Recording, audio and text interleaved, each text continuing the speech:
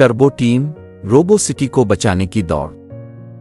सन 3035 में robo city की मुस्तकबिल की दुनिया में, जहां फलक बोस इमारतें आसमान को छूती थीं और सड़कें नियॉन रोशनियों से चमकती थीं, गाड़ियां सिर्फ गाड़ियां नहीं थीं, वो खुदकार बोलने वाले रोबोट थे जिनकी अपनी शख्सियात थी।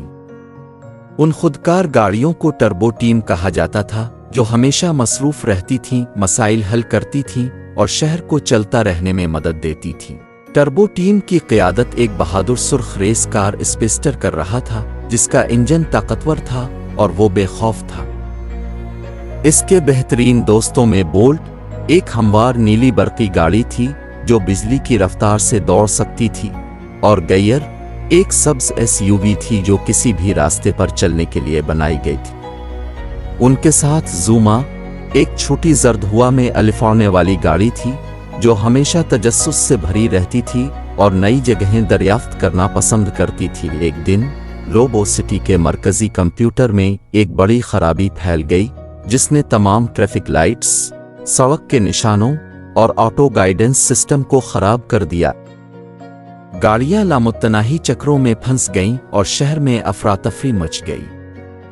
टर्बो टीम को जल्दी से एहसास हुआ कि ये सब शरारती इजादकार डॉक्टर सर्कट का काम था, जो शहर पर कब्जा करना चाहता था।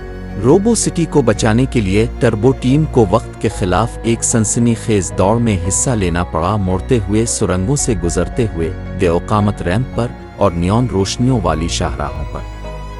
बोल्ट की रफ्तार, गैयर की मजबूती, ज़ूमा की होशियारी और स्पेस्टर की तेज सोच का इस्तेमाल करते हुए उन्होंने हर रुकावट को उबूर किया। आखिरकार डॉक्टर सर्कट के खुफिया ठिकाने तक पहुंच गए। अपनी चालाकी और इत्तेहाद के साथ उन्होंने मरकजी कंप्यूटर को दोबारा प्रोग्राम किया और डॉक्टर सर्कट के शैतानी मंसूबे को नाकाम बना दिया। शहर बच गया और रोबो सिटी ने टर्बो टीम की तारीफ की, ये जानते हुए कि उनके खुदकार हीरोज हमेशा चीजों को हमवार रखने के लिए मौजूद रहेंगे।